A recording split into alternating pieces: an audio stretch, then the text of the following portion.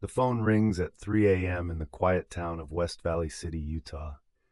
"I can't find my wife," screams Josh Powell, his voice trembling with panic. It's December 7th, 2009, and as the police rush to their home, questions swirl like the snow falling outside. Where could Susan Powell have gone?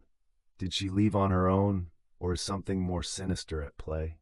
As the clock ticks, the mystery deepens. But what investigators discover next changes everything. Susan Powell, a devoted mother of two, lived a seemingly ordinary life in Utah. Born on October 16, 1981, in Puyallup, Washington, she was known for her bright smile and nurturing spirit. After moving to Utah, she married Josh Powell in 2001, and together they had two young sons, Charlie and Braden. Friends described Susan as a loving mother, often taking her children to parks and participating in community activities. However, beneath the surface, Susan's life was far from perfect. Struggles in her marriage and Josh's increasingly erratic behavior created an unsettling atmosphere. Despite these challenges, Susan remained hopeful. She worked as a sales representative, juggling her career and motherhood, all while maintaining a facade of normalcy. On the outside, everything looked fine, but inside, Susan felt trapped. Her family worried about her, sensing something was off in her marriage. Friends recalled moments when Susan confided her fears about Josh's temper and controlling nature. As winter approached, the tensions grew, leading to a fateful night that would change everything. What happened at the Powell household on that cold December night? The investigation begins just hours after Susan's disappearance. Police arrive at the Powell home, but Josh's frantic demeanor raises suspicions. He tells officers he had taken their young sons camping in the freezing temperatures of the Wasatch Range. His story is murky. How could a father take his children out into such dangerous conditions? Officers quickly visit the campsite, but they find no evidence of the camping trip. Meanwhile, friends and family begin to voice their concerns about Josh. Susan's parents, Chuck and Judy Cox, express disbelief at Josh's account. The police dig deeper, uncovering a history of troubling behavior from Josh and his family. They learn that just a few months prior, Josh's father, Steve Powell, had been arrested for voyeurism, a revelation that adds another layer of complexity to the investigation. As detectives sift through Susan's belongings, they find her phone and laptop, but no signs of struggle in the home. The timeline is shaky, and the police are left with more questions than answers. What secrets lay hidden in the Powell household, and why does Josh seem so uncooperative? As the investigation continues, attention turns to Josh Powell's family. His father, Steve Powell, had a notorious reputation that raised eyebrows. An aspiring filmmaker, he had a fixation on Susan, even going so far as to record videos of her without her knowledge. This revelation horrified Susan's family and led to Steve's arrest for voyeurism, further complicating the case.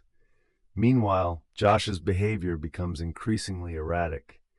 He refuses to cooperate fully with police and becomes defensive during interviews. Friends of Susan reveal that she had considered leaving Josh, a fact that adds to the mounting evidence against him. In February 2010, Josh and his children moved to Puyallup, Washington, but the investigation follows him. As detectives dig deeper, they find inconsistencies in his timeline and statements. Did Josh have a motive to make Susan disappear? And what about the children? With every twist and turn, the case becomes more complex, drawing national media attention. Susan's family pleads for help, desperate for any sign of their daughter. But as weeks turn to months, hope begins to fade. What will it take to uncover the truth? As the investigation drags on, the pressure mounts on Josh Powell. In November 2010, the police execute a search warrant on the Powell home, collecting evidence that could shed light on Susan's fate. In a shocking twist, they find Susan's blood inside the home, an unsettling discovery that suggests foul play. Still, without a body, charging Josh remains a challenge. In February 2011, Josh takes a drastic step. He moves with his children to a rental home in Graham, Washington, where he tries to maintain a facade of normalcy. But the police aren't done yet. They continue to surveil Josh, uncovering more disturbing behavior. On February 5, 2011, during a supervised visit with his children, Josh takes a horrifying action. In a fit of rage, he lights his home on fire, killing himself and his two sons, Charlie and Braden, in a tragic end to a case filled with unanswered questions. The fire burns bright against the night sky, but it extinguishes any hope of finding Susan alive. What drove Josh to commit such an unspeakable act? In the aftermath of the tragic events, Susan Powell's case continues to haunt investigators and her family. The community of West Valley City is left in shock, grappling with the loss of two innocent children and the disappearance of a beloved mother. Susan's family, particularly her parents, Chuck and Judy Cox, become advocates for domestic violence awareness, determined to prevent other families from experiencing similar tragedies. They tirelessly work to keep Susan's memory alive, launching campaigns to raise awareness about the dangers of controlling relationships. In 2013, the Susan Cox Powell Foundation is established, focusing on education and prevention of domestic violence. Law enforcement agencies also reevaluate their procedures regarding domestic violence cases, emphasizing the importance of listening to victims and their families. As for the investigation, it remains open, with Susan's disappearance officially classified as a homicide. But without a body or definitive evidence, the case remains unsolved. The lingering questions remain. What really happened to Susan Powell? Did Josh have help, or was he acting alone? And will Susan ever be found? The story of Susan Powell is one of tragedy, loss, and unanswered questions. Despite the efforts of her family and law enforcement, the mystery surrounding her disappearance remains unsolved.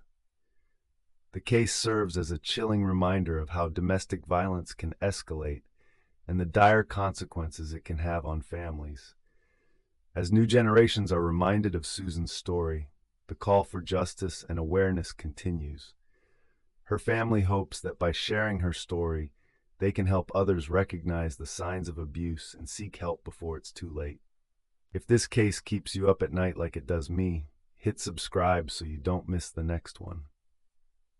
What do you think happened to Susan Powell? Were there signs that could have prevented this tragedy? Your theories are welcome in the comments below.